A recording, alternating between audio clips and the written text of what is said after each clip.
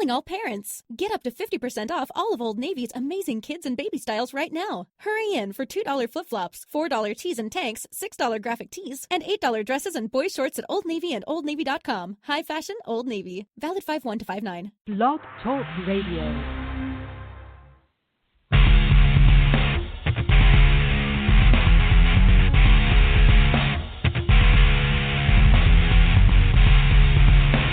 Welcome to the Raw Recap Show, brought to you by the Tapped Out Wrestling Podcast Network with your hosts, Nick McDaniel and Myron Vancher.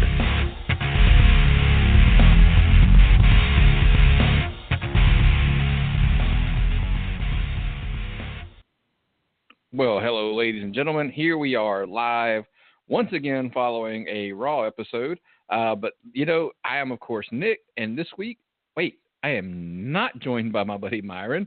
I'm only joined by the legend, Nathan. What is up, Tapped Out Nation? What's the haps on the graps? Well, man, hey, we always we come out firing as we always do, right, when we talk about Raw. After that Payback, man, I was sure we were going to get just a shits episode because for some reason, doesn't it seem that just happens to be the way it falls, that we get a great episode of a pay-per-view or Raw, and the next night we get the crapper. But man, hey, before we start tonight, we were going to put over something really big. We had been talking about it on our show yesterday. I slightly mentioned it, and I've worked out some of the details over the last 24 hours, which is why I didn't want to throw everything out there. But so here's kind of what we got going on, and I want to let everybody know. We obviously are one of the Fight app affiliates. I've worked pretty hard trying to lock up some of the promotions on there to get some of their stars on our show for interviews, which has happened.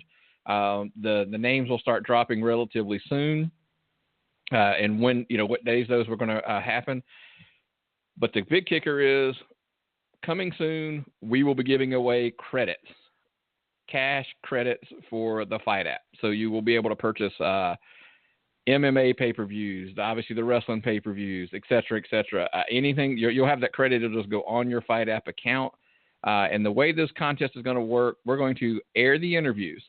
And then so you have to listen to the interview episodes. And then on the live Raw or SmackDown show, which we will tell you where it will be, the question will come out. It'll basically be a trivia question that the answer is inside the episode of one of the interviews that we do. And we will even specifically tell you which interview that it's in. Then you answer that question via Twitter. It will be at Tapped Out Pod. You're going to answer that question. The first correct answer we get, that person will win the Fight app credit. So I know, man, it's believe it or not, it's been a lot of work getting to here, but I'm glad that it's here. And Nathan, I know you're excited about it. We talked about it off air. So are you jacked about it, man? I'm super jacked about it. It kicks ass. Cross promotion, and hey, the Fight app's got a lot of great content. It's got pay-per-views, it's got MMA, it's got the wrestling. So I'm excited about it. I'm jacked up. I'm hyped. I mean, straight out of the gate, I'll go ahead and mention, Rocky Mountain Pro and Rockstar Pro Wrestling were the first two to jump on. Others are coming on board. So, we're going to get them all hopefully there. And I know the Fight app guys are going to help us out, lock up some of that. But like you said, man, you can get Ring of Honor pay-per-views. You can get What Culture pay-per-views. You can get Impact pay-per-views. So, there's lots of content on there, man. And hell, that we always say there's a lot of free stuff on there that you should be watching as well. So, yeah. So that being said, we all know everybody's here tonight. We're going to talk about Raw. And so, Nathan, I always give the floor over to my co-host first to see. So what'd you think of the episode tonight? I thought the episode tonight was pretty solid. I thought that the bar was set low going into yesterday, and then it was raised up a lot with what happened in the pay-per-view, and then it kind of rode that momentum, and it had a pretty good episode tonight. It didn't really seem to drag on. There were some good matches. It kind of went a little toward too much of the wacky Dean Ambrose with his jokes for my taste, but, I mean, that's over with a lot of people, so I guess I can't say too much about that. And 2 cruiserweight matches tonight. How about that? 2 purple rope matches, not back-to-back. So that means the crew had to change the ropes, change it back, then change the ropes again, and then change it back again. So I thought it was a good episode. And, that main event too was really, really something special. I really, really enjoyed that. But man, I'll let you start there, man. Go ahead and knock it out. What did you think of that main event and what happened at the end of that main event? Oh, that main event. So you had Miz doing his heel stuff, like, hey, let's gang up on Seth Rollins, shall we? Or okay, let's gang up on Finn Balor, shall we? And him using Maurice as a shield, I think that's always over with me. I'm a big Miz guy. He's so good in the ring, doing his old school heel stuff. That the shades of Ric Flair, honestly, when he's putting up the hands like, oh no, you don't want to do this. And Finn had a lot of kicks, which I wasn't a fan of the kicks at first, but I kind of getting over on me. Rollins, did his thing. He almost crippled himself at one point. That was an awkward leap off that top rope, but it looks kind of horrific, but he's a champ. And that drop kick DDT combo that Finn did was awesome. That was big over with me. The double blockbuster by Seth into that frog splash and a near fall. Then the superplex into a Falcon Arrow by Seth on the Miz and another near fall. And then you had Bray and Samoa Joe get involved in it. So, as much as we're not getting of the Universal Championship, the Intercontinental Championship went from Shitsville to now it's the hot belt on Raw. Well, there's probably a reason for that, wouldn't you say? We don't have the Universal title. Doesn't seem to be around right now. So obviously they're going to hopefully build that Intercontinental title back up to its prominence in its glory day, maybe. Which would be awesome in my book. I've always been a fan of the Intercontinental title. Always think it should have more prominence than it's had over the last, dare we say, decade. That it's been that long since it had any importance. Well, the last time it was important before Miz was when Zack Ryder got it. Let's be honest. Yeah, it's been a while. But and what I love sometimes when WWE does these matches is when they pull out this triple threat match. They effectively, let's be honest with you, pulled off 3 storylines. Coming out of this match, we got three different setups for feuds. Which one of the 3 are you most excited about? Well, I'll let you list them off because I'm counting 4, but I'll let you go ahead. Well, I just went basically with the main 3. I'm sorry, I guess. But I do see I'm going with Miz and Dean, Samoa Joe and Seth Rollins, and Finn Balor and Bray Wyatt. Those were what I be considered the 3 big ones that came out of it. Okay. Out of those 3, I would say that the one with Bray is the one I'm looking forward to the most because he had some contact with Kurt Angle tonight. We've gone on and on and on and on and on over the past few weeks about how Bray's been the shits, and having him get involved in a certain capacity is something I like a lot.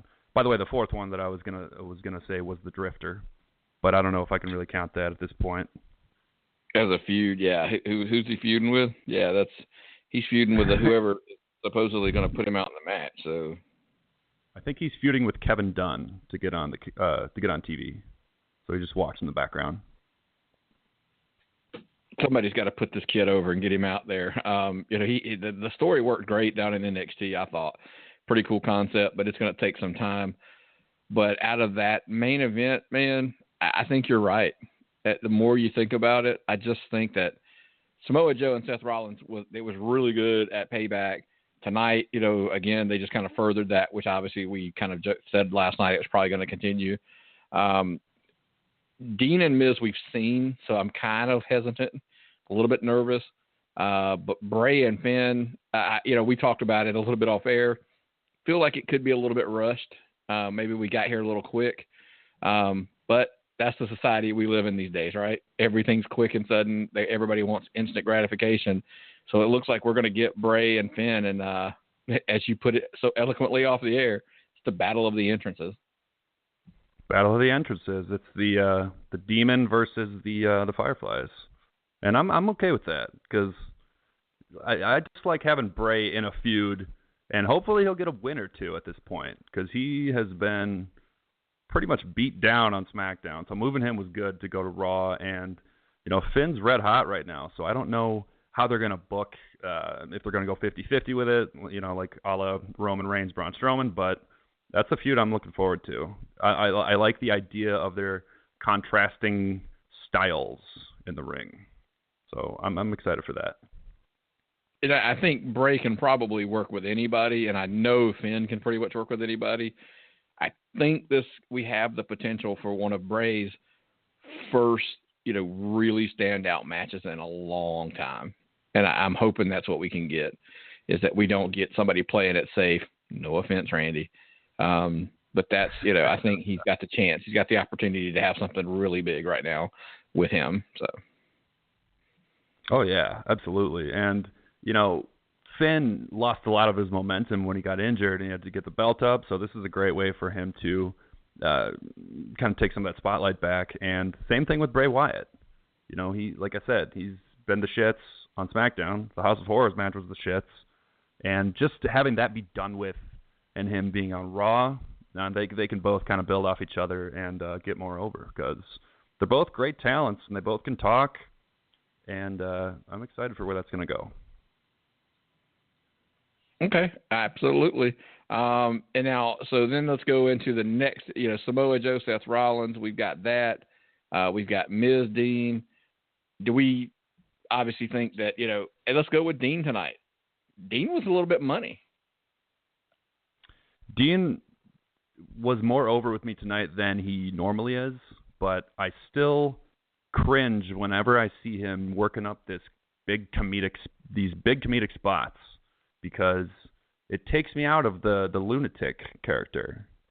It's I don't care to see comedy when they're trying to push his gimmick as being a lunatic. I don't like those two together. And I mean, they pretty much have to have him in that role now, but that's because Jericho's gone. With Jericho going to SmackDown, you don't really have that go-to, backstage promo guy who can kind of create some comedy and still be over. And, so I understand why they do it. And he was better tonight than he normally is, I got to say. I thought that the calling angle in the ring thing went a little too long, but, it does the job for now. And we're, Miz and Ambrose, we've seen it before, but it was a pretty good feud. It wasn't as good as Miz and Ziggler, but I think those two can deliver. They don't have the biggest movesets, but you don't need it if there's a good feud there, which Miz is all about. So, dare I say, I'm kind of excited to see Miz and Ambrose once again. Yeah, we'll mix in a little Maurice. And let's be blunt. I think there may be gambling on the fact that, they're on the big show, that maybe they're going to get a little more exposure, a little more time, maybe to work with. But as we know with the ratings, man, that wasn't always the case as far as Raw being that many more people ahead of SmackDown.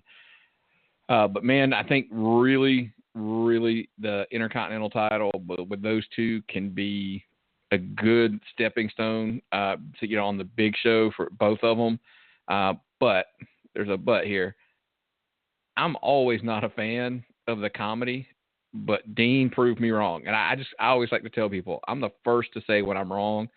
I've been, it's not a hater. I've always been a big critic of Dean's when it comes to that comedy. But tonight, I just, for some reason, maybe call it the lingo they use, back to you, Bobby and Gene, the back to you, Gorilla, that kind of stuff. Yeah. Just that old kind of stuff. It was funny. I really thought it was funny. Yeah, that reference popped me, I gotta say. I'm guilty. And having, like I said, the reason that he's going to be in that role more often is because Jericho's gone. So I understand why they're doing it. But once he hits the ring, I want to see the lunatic. That's what I'm about. He's over with me when he's crazy. Not so much comedy, but it worked tonight. Yeah, I even dug the spots in the the little bits with Seth in the back. I felt like they were trolling the IWC, and I'm going to shoot straight at who it is. Wade Keller always makes remarks about, like, why are the cameras back in the locker room? It doesn't make any sense. And then so for them to take that shot at, basically saying, yeah, well, of course it's an interview. Why would there be cameras back in the locker room if there wasn't an interview going on? That would just be weird. I was like, dude, I swear they listened and they had to take that shot at him. Just had to. That was hilarious. Oh, yeah. And they're taking shots at Smarky fans, too, which they've been known, Vince has been known to do that a lot, so why not? Roll with it.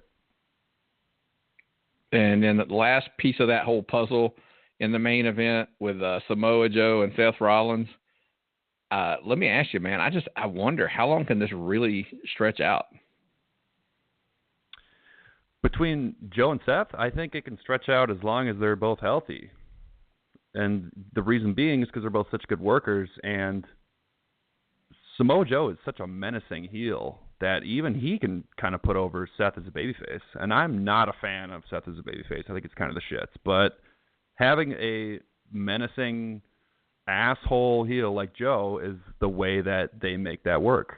So, they had a great match at Payback. They had they had a few spots tonight, but those two are money. They're like Neville and Aries. They can just go. It's like Sami Zayn and Kevin Owens.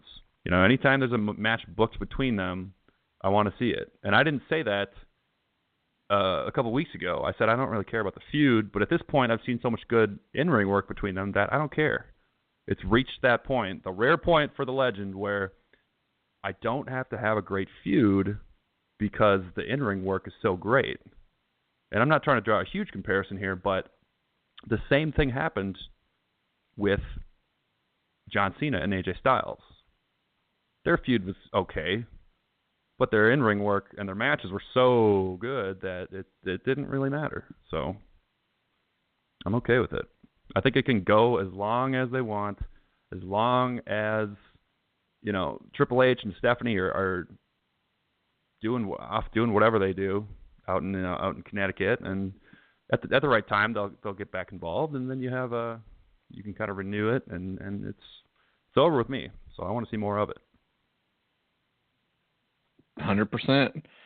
Speaking of, and this is going to be a subtle shot at somebody. The donut, when he broke out the donut, I don't know if you've listened to the Bruce Pritchard episode this week when they referenced when he put the donut up. He started talking about it wasn't Bruce Pritchard. I'm sorry, it was Tony Schiavone's. What happened when Monday? The hot Krispy Kreme sign. Are you familiar with those down up in Minnesota?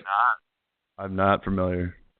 It's Dunkin' Donuts. I mean, Krispy Kreme is the version. It's just another donut store down here, and they have these bright neon orange lights that when they're cooking the glazed donuts, it's on. So it's one of those, like when you see the the neon light on, you gotta stop because that means they're fresh. They're coming off of the assembly line there, so you gotta stop and get your glazed donuts because they're hot now, and that's what it says. It says hot now on the sign.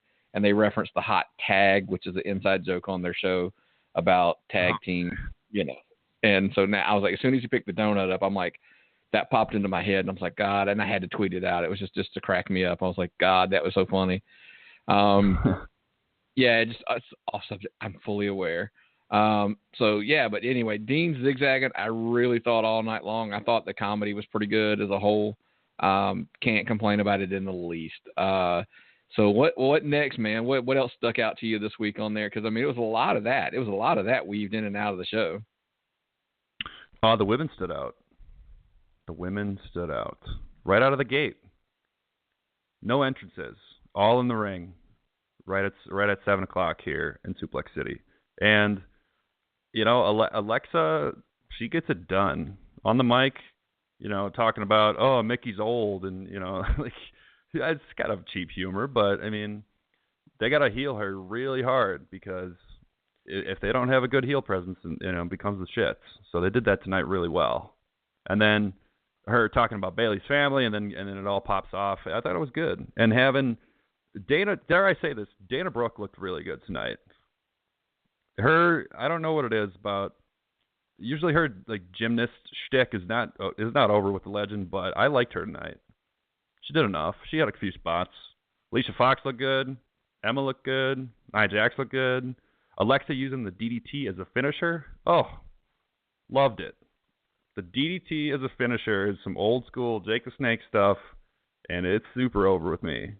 And that was a good match, and it had a lot of action in it. Mickey is a face now, right?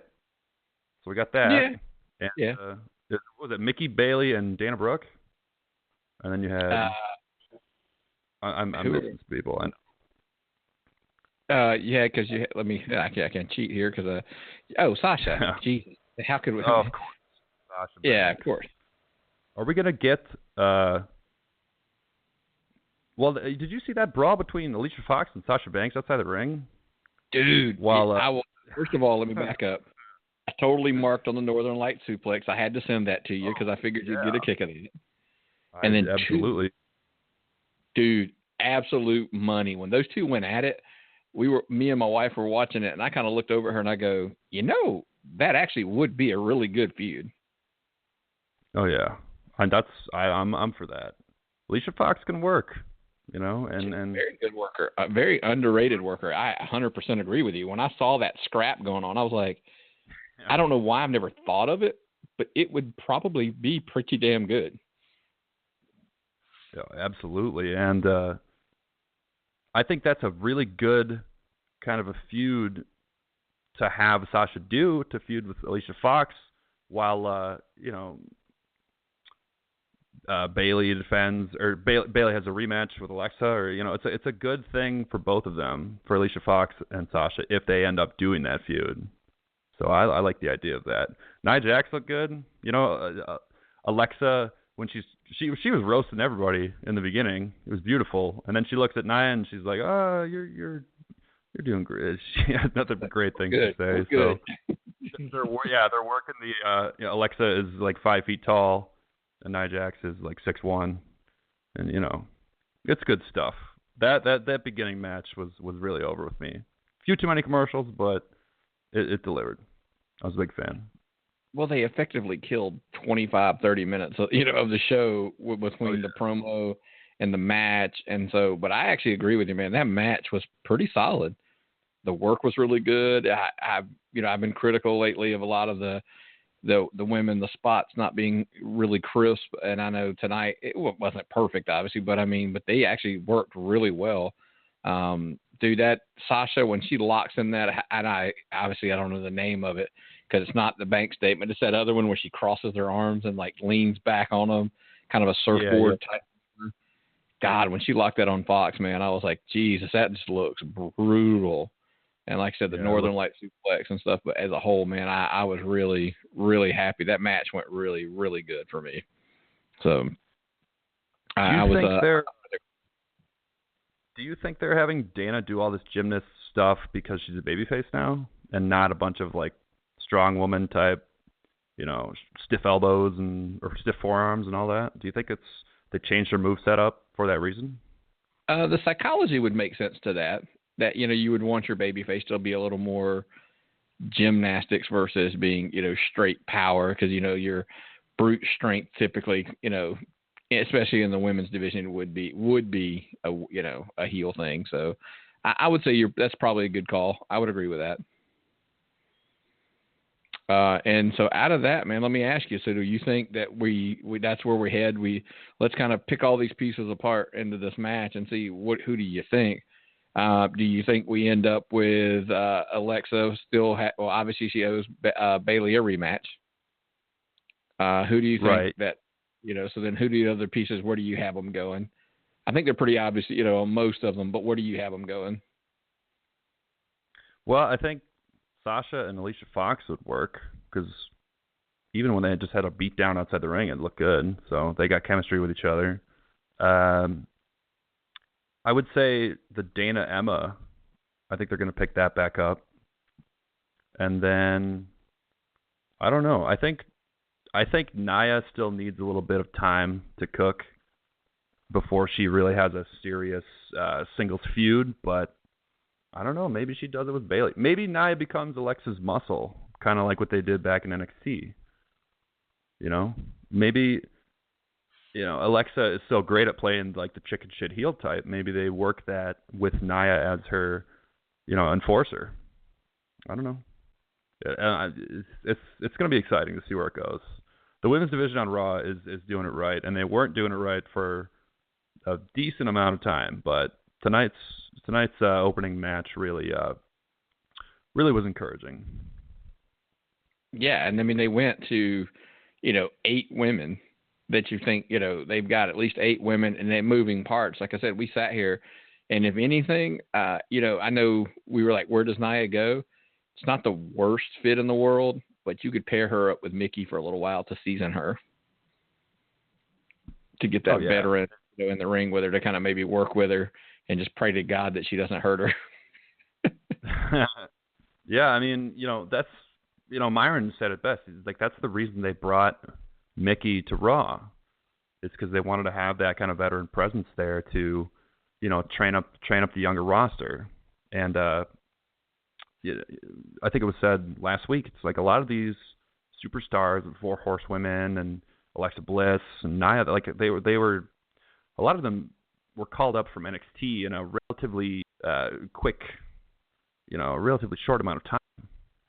So having someone like Mickie James there to train them up and work with them on the mic and in the ring is going to help them a lot. So I'm glad that she's there and getting involved with them. Yeah, and hopefully that's a good tool for maybe to get like I said, get a little seasoning on Nia. Is maybe if nothing else, even on some house shows, just kind of have them work a little program on the house shows to get that little pepper on that steak a little bit. So, because she's got a little ways to go, no doubt. And so that would be a nice little piece of the puzzle. So, man, let's roll on the next section. I mean, I'll tell you what else I wanted to talk about, because it started last night. This Sheamus and Cesaro heel turn, I actually was impressed. Oh, they did it beautifully on the Raw Talk last night, and the same thing tonight. I like Cesaro as a heel. He sounds so much more natural, and he's a likable guy, and he's pretty over it. But they both healed so well, and Sheamus has been a heel forever, and he's a good heel because he's menacing looking, and they could say you look stupid and all that, and he turned that really well on the crowd too with the you look stupid, and who looks stupid is Jeff Hardy's mouth. Like it was great, and the jackets they were wearing, sign me up for that. Once that hits the shop, that's getting copped by me. And the other thing was we got a full-on delete from Matt Hardy tonight. Like he put the mic down to do that delete. So what does that say? The funny part was he didn't really say it. That's what I'm saying. I think he wanted the crowd to say it. Which they did. They picked him up. They got it. They did get it. But as far as this feud goes, I'm sold. I mean, if you'd have told me 2 weeks ago, I might not have sold. Said I was into it. But with a heel Cesaro and Sheamus, and you're right, man, they just came off like total tools. I mean, it was so easy to hate them. It was perfect. And them saying that the Hardys are a novelty act and no one cares. And there's an element of truth to that. I know that's blasphemous, but I mean, I'm like the Hardys and all, but that it would be a criticism. It's like, oh, the Hardy Boys, great. Like someone who's not into it would say that. So that was a great thing for them to do to get heat. And of course it worked like a charm. And there are Sheamus and Cesaro the ones that are going to break them? Are we getting that from those two?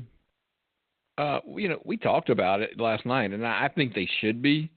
I just think their power, they're the most, as far as the strength of the teams go.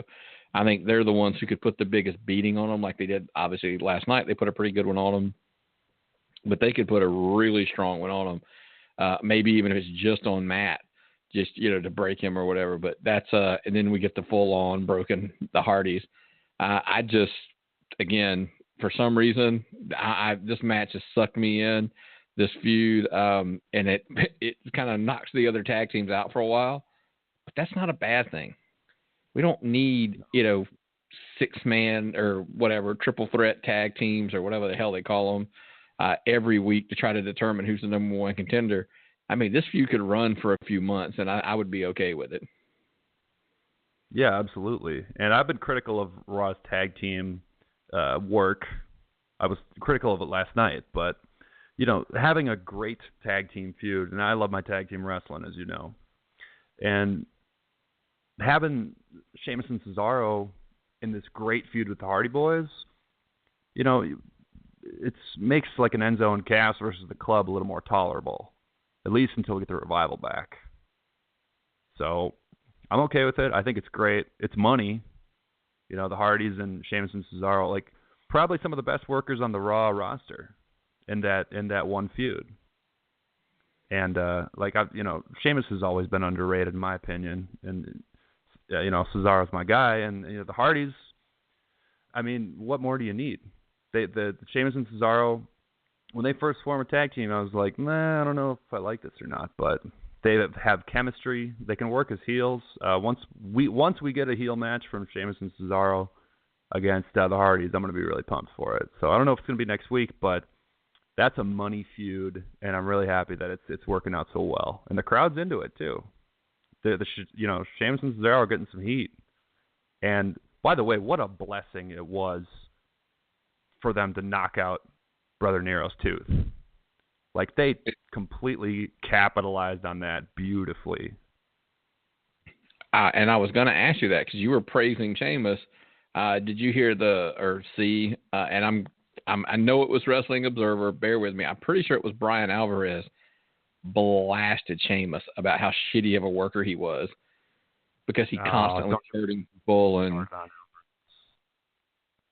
yeah, he said, Daniel Bryan's injury was Sheamus's fault. Now the tooth, he was like Jeff Hardy was just sitting there. He was prone. He wasn't moving, and he still screwed it up, and he blasted his work. And I was like, okay. Yeah, I mean, Alvarez makes his career bitching, so I'm not going to fault him for that. And yeah, you could say that about Sheamus, and it was stiff to the point of knocking guys' tooth out, but what's the result of that? I mean, obviously it was a fuck up by Sheamus, but now they capitalized on that. They had a segment with Jeff Hardy getting looked at by doctors. They worked it into their heel shtick, so it may have hurt Jeff Hardy because he lost a tooth, but the end result is we get some fuel added to that feud. So, Alvarez, I understand your beef, but what's the end result? Now you have a much hotter feud between the two tag teams. And I'm going to ask you, there was a couple other segments I wanted to address because I agree that, I think there's big things to come from the tag team title feud between those two teams. But speaking of tag teams, are we heading to a new set of tag teams? A new set of a tag team, I shouldn't say set. Tonight we had a singles match with Heath Slater versus Apollo Crews. Of course, Slater, accompanied by Rhino, his tag team partner, and of course Titus O'Neil, the Titus brand, with Apollo Crews. And if anything, Titus has got Apollo on a winning streak. He does, and I think Apollo was kind of getting some boos because Rhino and Heath Slater are really over still. They rode that out from the SmackDown when they had that weird Slater and Rhino, they eating crackers at the trailer and all that, and eventually they became champs, and they're still over, even though they're a comedic type team. Titus can still work. Titus and Apollo, if they can get heat, which I think they did tonight without even trying, just because Slater and Rhino are over. I don't see why that wouldn't work. Titus can work. He's a huge guy. So Titus against Rhino, why not? I'd watch that. I think having Apollo can work really well, but the problem with him is they don't really give him a gimmick and they don't give him anything to really work with. So he's really good in the ring, and that's about it. Turn him heel. Have them do heel shit. Why not? Let the Titus brand infect him and get him over. Little backstory: yeah. Apollo Crews is down here in our neck of the woods. I won't give names, but I actually have a kind of a friend who I work with who actually used to work out with him at the gym, which was kind of cool. When he saw him on TV at a paper, he doesn't watch wrestling, which is the crazy thing. was watching it at one of their friends' house, and he said when he came out, he was like, "Oh, that's such and such," and they're like, "Yeah, man." I said, "So I'm hoping he can turn it around. I've always just had one big knock on him. Stop fucking smiling." I'm like, just Jesus, get serious. And that's what I think. If he can get that, that's a powerful team when you start thinking about the raw power of Apollo Crews and Titus O'Neil. But that's what they can use. That criticism that a lot of people have, like, oh, stop smiling. Titus can be the one to get him to stop smiling, and then you have literally they can make an angle off of that. They can make the Titus brand he's all about the Titus brand, and they can make that a bad thing. Like, yeah, he infects Apollo Crews, and then Apollo Crews is no more Mr. Nice Guy. So that's an easy way to do it. Just have the Titus. Well, Titus is all about, he has like some investing type thing, and they take selfies and whatever. But I don't see anything wrong with that. Give it a shot. Get some heat. Slater and Reiner are over. The crowd likes them. Heel Titus and Apollo. I'd be for that. Yeah, and put them over. Put them over. Put the Titus brand over on Slater and Rhino, because Slater and Rhino are where they are. I think they're in their slot, and I don't think losses are going to help nor hurt them for a while. I know a lot of people make that argument, but that team, I just don't think it matters because they're not over because they win. Hell, they were over because Slater's over because he was losing. Yeah, he's got kids. He was getting cheers tonight. Oh, dude, I have the shirt. I won't even lie to you. He's over at this house. I have the shirt. So, and it's funny. That shirt probably gets more questions than anything when I wear it out. People asking me like, "What does it mean?" And I tell them, and they're like, "Oh, okay." But yeah, more people ask me about that shirt than any other wrestling shirt that I have, except for maybe I'm a hugger. The purple Bailey shirt gets a lot of questions. Which is why my wife doesn't love Ruth. What's that? Do you think the Golden Truth are going to go up against either Slater and Rhino or Titus Brand? Because they got a match next week to determine the number one contender, right?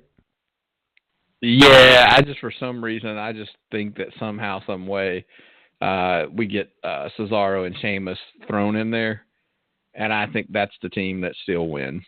Yeah, you're probably right. Yeah, that's got to be where we head into the next pay-per-view. Let's see. We also have. I can't believe I haven't gotten here yet. Because, dude, if anything, the cruiserweights are figuring it out. And I said, if Vince could be patient enough, and the writers had enough time to work and do some character development, this whole division had potential. It wasn't so much the 6-man. There wasn't anything wrong with the 6-man. I'm not going there.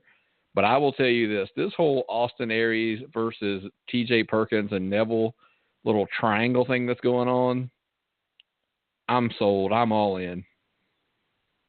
Yeah. Both cruiserweight matches tonight I thought were good.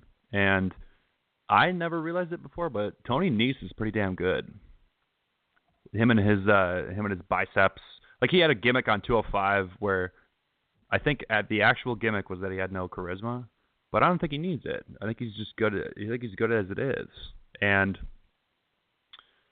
like you said, having Neville, the whole Neville TJP thing, which we all thought was a little creepy, and it still kind of is. But I say that TJP, as they call him now, him as a heel is kind of over with me. He's doing some good stuff, and I think that I hate the dab so much that it's letting me mark out and hate him as a heel. So there you go.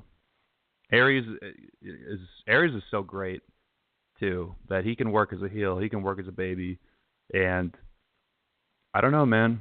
They're figuring it out, like you said, and they had 2 matches tonight, and both of them were quality matches.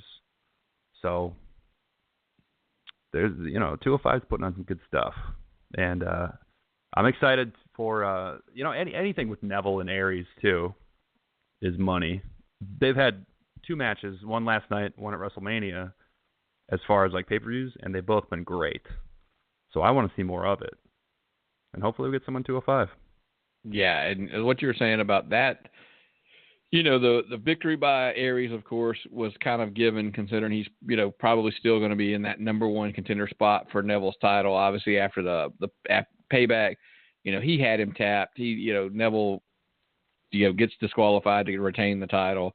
But the post-match little beatdown that Perkins put on him, TJP, and then I tell you, and it's always things with heels. I always tell people it's the beatdown he put on, but then it was the swagger, the attitude when he walked out of the ring. Like he took that wrist tape off and threw it at him, the look he had in his face. I mean, he sold it extremely, extremely well. And that's what that's what I'm saying. Like these characters are starting to get to dig a little bit versus just being a lot of, spot monkeys hitting all the high stuff. They're still getting to do it, but we actually care a little bit about it. And like I said, Neville and Aries proved that last night at Payback. We care more about it because we're getting invested into it. Yeah, it's, having actual feuds and things that can blow off at pay-per-views too. I mean, that's the recipe for getting people to watch 205. Like I watch 205 because it's my flippy shit for the week, and I'm into it. They're figuring it out slowly but surely. They're getting some actual angles to get people to tune in, because part of the issue I thought with 205 to begin with was, yeah, they have some good in-ring work, but you can see, flippy in-ring work in pretty much any promotion. You can see it in Ring of Honor, you can see it in New Japan, you can even see it in some of an Impact. So having good storylines is really what is going to set 205 apart and get people to tune in. It's characters. It's always been about. It's funny. We back in the archives, there's an episode that sent me off in a tirade about something.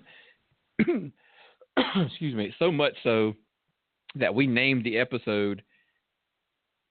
It's about presentation.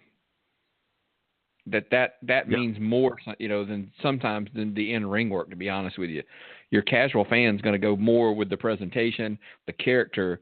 I mean, come on. I mean, we have Hogan, we have Warrior, those guys survived on that versus work rate. Oh, yeah. I mean, why do you think the People's Elbow was so over? It's an elbow drop, but it's The Rock. That's why Miz is so great and he's so over as a heel. Like, Miz doesn't do anything that spectacular in the ring. Granted, he's a professional, and I've never set foot in the ring, but it's because he is so good on the mic, and he tells such a story with his heel shenaniganery, with Maurice and by himself, and trying to get Finn and Seth a team on each other tonight and failing both times. Like, that's what sets it apart when, we don't have to do, like, inverted 450s or any of that shit. It's like, if you have a good character and you tell a story in the ring, then people are going to be invested, and that's part of why that main event was so great tonight. 100% agree with you on that one. So, man, Legend, that's actually we've ran my notes. What else you got that I'm missing? They took Roman and Braun off TV. Apparently, Braun tore his labrum, I think, or rotator. Rotator. Allegedly. You're right. I did forget that. In that when he ran into the ambulance, I guess, knocked the door clean off. Roman re-injured his ribs, I guess, according to Angle. So I'm going total work on both of those. You agree? Oh yeah, work injuries for sure. Just like the blood was a work.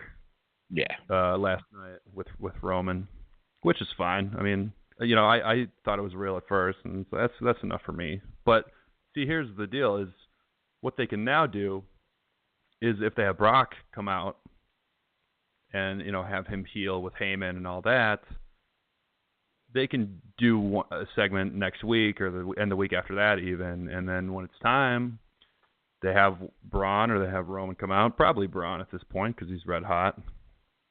And we saw that stare down between Brock Lesnar and Braun Strowman back after that the Superstar shakeup, right? Yep. Right after it was right after WrestleMania. That's when we saw that. And then Brock laid the belt down and said, "All right, go ahead and take it." So we're gonna get Braun and Brock, and it's gonna be something special. I'm really excited for that. I think that's probably the next big. It's Extreme Rules is their next pay-per-view, if my memory serves me correct. Is that right? Oh my goodness, I think you are right. That's so we get maybe. There's a part of me that wonders: are we going to get maybe? And I know this sounds corny. Ambulance match with Braun and Roman at Extreme Rules. For some reason, that WWE loves the ambulance match. And I just see that maybe being the big match that we get. And I would love, to be honest with you, Braun to go over and him be the one who gets the shot at Great Balls of Fire. Great Balls with Great Bronze of Fire? We should rename it to that. Put that on a shirt. Yeah, an ambulance match would be fine. We saw a House of Horrors match yesterday, which was the shits.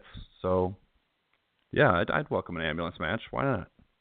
Yeah. It fits with the theme of Braun flipping an ambulance and running into one yesterday, and yeah, that can be like his thing. Austin Aries has the banana, and Braun has the ambulance. That's his. It's kind of his prop gimmick, but it happens to be a giant vehicle, which he flips around just because he can, kind of thing. Yeah, and he steamrolls the door off of it. I'm okay with that. Like Braun is so red hot that he could. Like they could do that with an ambulance with Braun, and that would get over. Like they could show an ambulance, and it's like they could associate that with Braun Strowman. And why not? Braun is so over right now at the expense of Roman Reigns that they could pretty much do anything they want with him, and it's going to be over. I'm going to ask you a little tutorial piece here real quick, because this is something I saw today, and I wanted to get your take on it. I knew we were going to be on here tonight, and I was going to ask. Did you happen to catch the Taz show today? I did not. This morning, he went on a little bit of a rant, and I thought it was actually pretty true when you think about it. He brought up the fact that he said that, the market they were in for Payback was San Jose. It wasn't Philly. Yeah. It wasn't Chicago. It wasn't, Boston. It wasn't, even he even went to the lengths of saying it wasn't your diehard wrestling cities like, Atlanta, Tampa, Dallas, these markets where they're deep rooted in wrestling. He goes, it's freaking San Jose. And when Braun Strowman was putting the beat down on him, people were thinking, they were chanting, "Thank you, Strowman," and you deserve it, stuff like that. He got to this point and said, Roman's not working. And he goes, look, I don't know that they're just going to play the stubborn card, but he actually said he's at the point now where he's saying it won't work. You got to turn him heel. It's officially done when markets that are just historically not the smarky mark towns, they're booing him. I mean, they want him beat up. They went for sympathy and they got none. You'll get none. Good day, sir. It was literally that bad. Yeah. So you're asking me if I think Taz is correct with his assumption? Yeah. What's your take on that? That was a pretty harsh take on it. And I'm sitting there nodding my head going, I think he's right. Yeah. Yeah. And I said something along those lines last night when we reviewed Payback. I didn't mention San Jose, but that's a really good point. San Jose, it's Bailey's hometown, and you don't think of San Jose as being this like hardcore cheer for the heels, defiant crowd. So he's absolutely right, and I don't know what it's going to take for them to get Roman cheered by the majority of the crowd, because it's not working. And after the ambulance and after last night, we're still not getting any sympathy for Roman. And the reason why is because Roman, the person, Joe Noi, I think I'd say his name, he's a good-looking, muscular dude who doesn't, you're not going to feel bad for a guy like that. He doesn't garner any sort of sympathy, and he sold his ass off yesterday. He completely sold that match beautifully, like I've never seen. And it still didn't get any sympathy from those fans. They wanted more. They wanted blood. They got it, and they wanted more. They were cheering, as you said, they were cheering Strowman, who was just beating the shit out of him, to the point of, it's like, this is excessive. I remember watching that last night. I'm like, I know this is a work, but good God, this is a lot to take in. And I like Roman Reigns. I'm a fan of Roman Reigns, and I think he puts on consistently good work. He's gotten so much better, especially this year, but I have no idea just what they can cook up to get him sympathy. I don't know if he's going to get it unless they do whatever, whatever Smark on the internet wants, and let's have him go heel and say, screw you to the crowd. And it's like, well, that would probably work to get boos, but he's already getting boos. So what's the point in turning him heel if you're just going to get boos when he's an asshole to the crowd? I don't know what they need to do with him, what the recipe for success is, if they need to bring the Shield back together and then hopefully have, some of the fact that Rollins is over and Dean is over rub off on him again. But it's really bad right now as far as his reactions from the crowd. And it's a shame because he's so good. He's gotten so much better. His mic skills are still kind of not there. They may never be to the point where Vince thinks they should be because he's wanting him to be The Rock, but he's gotten so much better, and he has a limited move set, but who the hell cares? Hogan did 4 moves. The Rock didn't do that many moves. Stone Cold didn't do that many moves.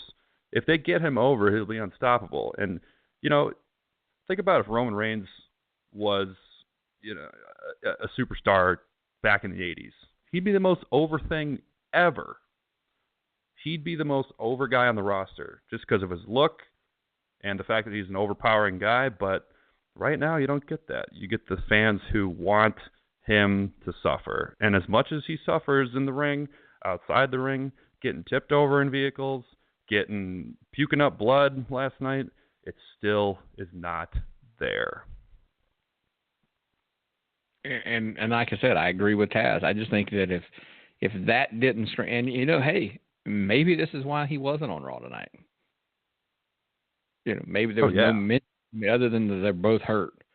So hopefully coming out of that, we'll see. I just wanted your take on it. I happened to catch it and thought that it was pretty interesting because I never really thought about city specific, and he was. He's talking about he had wrestled all over the country, and he'd been to San Jose numerous times, with different companies, and just how it's usually your typical, your more call it, the fans are like down them like they're supposed to be. The baby faces are cheered, the heels are booed, etc.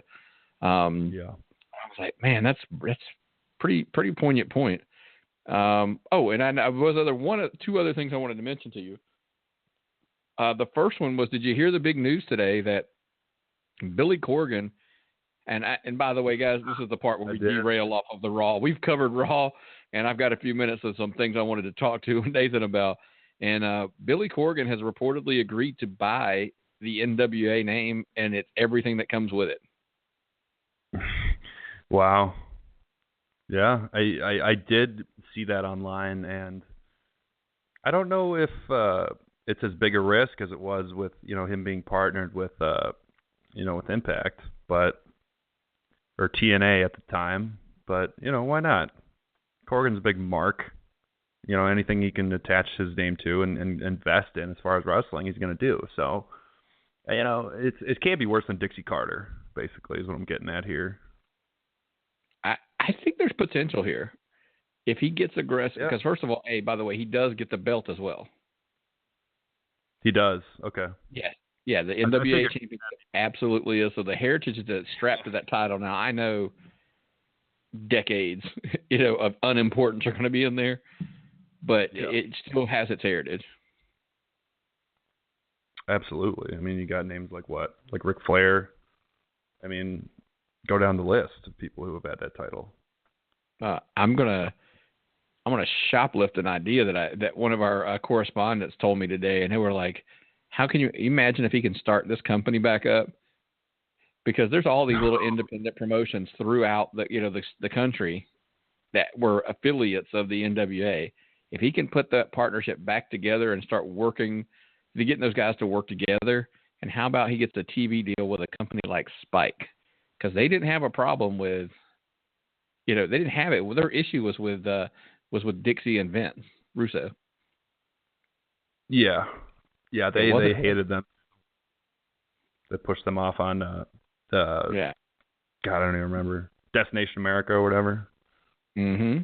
Absolutely. And so on the side of a barn. Yeah. So I think there's potential here. We wish him the best because, I've always said the more companies that are out there, the better. Hence the whole movement we're making right now for all, with these the Fight App promotions and some of the other independent promotions that we're going to get partnered up with here, which is why the more places guys have to work, man, the better it is to be a fan, the better places they have to get trained and learn. And, the better the talent pool will be across the board. It's not a good thing to be basically one big pool, and that's where everybody goes to work because the talent only learns one way. And when they all look the same, it's not a good thing for the product. Would you agree? I'd absolutely agree with that. And I think more indies and more press on the indies is a good thing. And, it proves that you don't have to go to a WWE show to see good product. You could see, I'm really excited because I'm going to the WrestlePalooza June 3rd at First Avenue in Minneapolis. I'm really excited for that. So it just, you don't have to go to a big promotion to watch good product. You don't have to go to WWE. You don't have to go to Impact or even Ring of Honor. Those are all great promotions. They put on good shows, but, going to an indie show, it's having more indies involved. And yeah, Corgan, if he gets something together, and he could do it, he's got the mind for it, and I'm excited for him. So I wish Billy Corgan the best, and hopefully something comes out of that NWA deal. Yeah, I was hoping the same. So we wish him the best, and like I said, that's just some of the news that I caught today that I was like, man, I got to ask Nathan about it. I got to ask the legend while I got him on the air. So anything else, man, before we wrap up here tonight? Adam Cole is now a free agent. You're correct. So where's he headed? Signed? I don't know. I think he said he wants to go to NXT. If I'm not mistaken. Somebody will correct me if I'm wrong, but I think he's got his eyes on NXT. Can you imagine Adam Cole and Drew McIntyre in NXT? They're doing a pretty good job of restocking NXT. Oh yeah, they're loading it up. Almas and McIntyre out on NXT. That was money. I can't wait to see that again.